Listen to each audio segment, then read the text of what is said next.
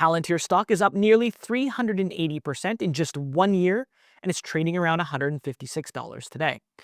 But here's what people don't see. Underneath all that volatility, Palantir is quietly embedding itself into the core operations of the world's biggest industries: energy, aerospace, healthcare, and even Formula One. In this video, you'll learn why Palantir's commercial transformation could make this one of the most important enterprise AI companies of the decade, and why Wall Street might still be underestimating it. I'll look at Palantir's customers, the projects, and whether or not these clients have renewed. And by the way, if you're new to the channel, my name is Rick Orford. I've been trading since 1999, and no, I'm not a financial advisor. That means I'm not here to sell you some overpriced annuity. No, I'm here to break down the numbers so retail investors like us can make smarter, more confident decisions. All right, so with all that out of the way, let's get into it. I want to thank The Motley Fool for sponsoring this video. The Motley Fool is a company that provides investing insight and stock recommendations for investors of all skill sets and risk levels. And you all know how much I love researching new stocks and trying to find the next best investment. So I'm proud to partner with The Motley Fool to bring you 10 stock picks from their popular product, Stock Advisor. Stock Advisor has beaten the market by almost 6 times. Go to fool.com/ricko to get your 10 stock picks right now. Okay, so let's talk about Palantir stock first. If you want to follow along, just go ahead and scan this QR code. Right now, Palantir stock trades at around $156 a share, and the stock's recent performance has been very impressive. In a span of a year, it's already up around 380%. And those kinds of moves grab headlines, but it also raises the question, is this all hype or is any of it real? Well, over the last year, the stock's been trading in a range of $30 all the way up to $190 a share. It's the kind of volatility that makes investors think twice about investing. However, that's pretty common for high-growth tech companies like Palantir. Volatility isn't the enemy, though. It's the price of admission for growth. Recently, we saw a pullback of around 16%, which was driven by the headlines around valuation concerns. I mean, Palantir stock is certainly overvalued in terms of traditional metrics, but I don't think these measures apply with high-growth tech companies. And traditional valuation metrics often break down when growth is exponential. Also, I think the speculators might be missing the ongoing transformation within Palantir's commercial business. And this is one of the primary contributors to my bullish sentiments on Palantir.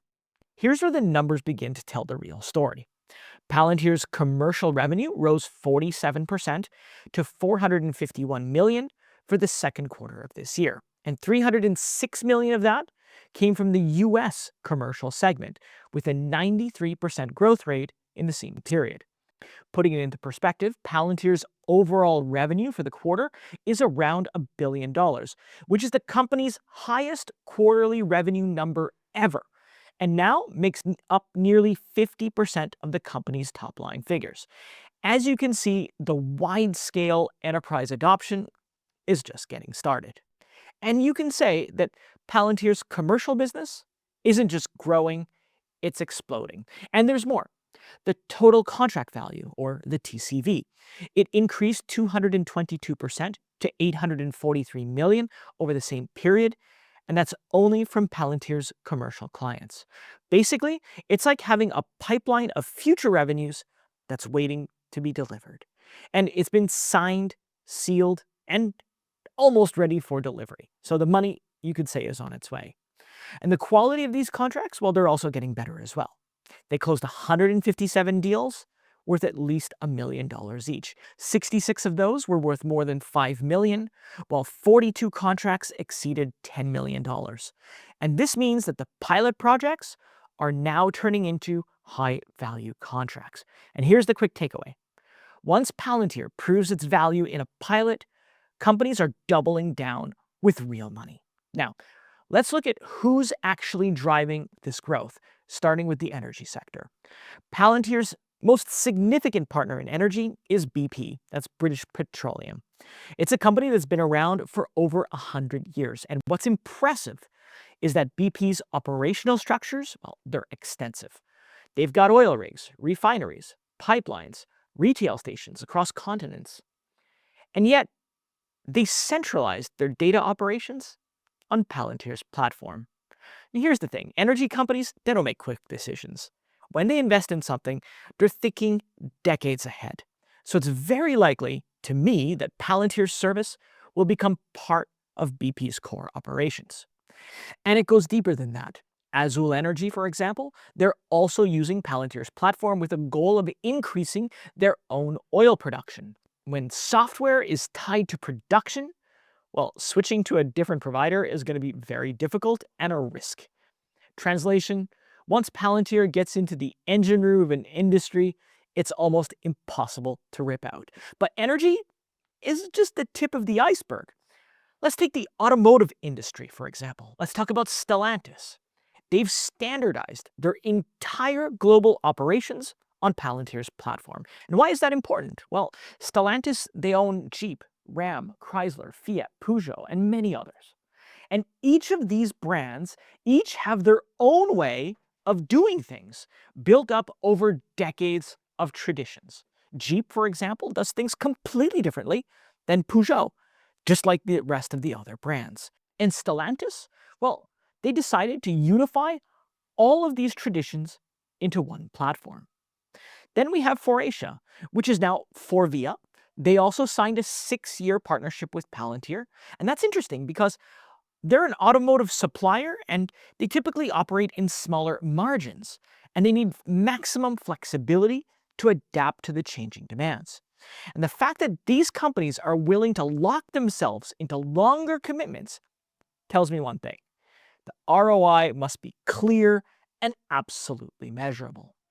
Even the F1 team, Scuderia Ferrari, they've partnered with Palantir for all their data analytics needs. If Palantir's platform can handle Formula One, I think it can handle probably, or at least pretty much any commercial use.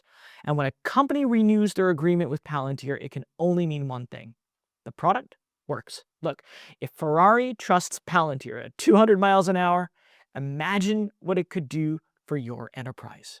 Meanwhile, some aircraft companies have also partnered with Palantir. The most significant partnership to date in aeronautics is Airbus.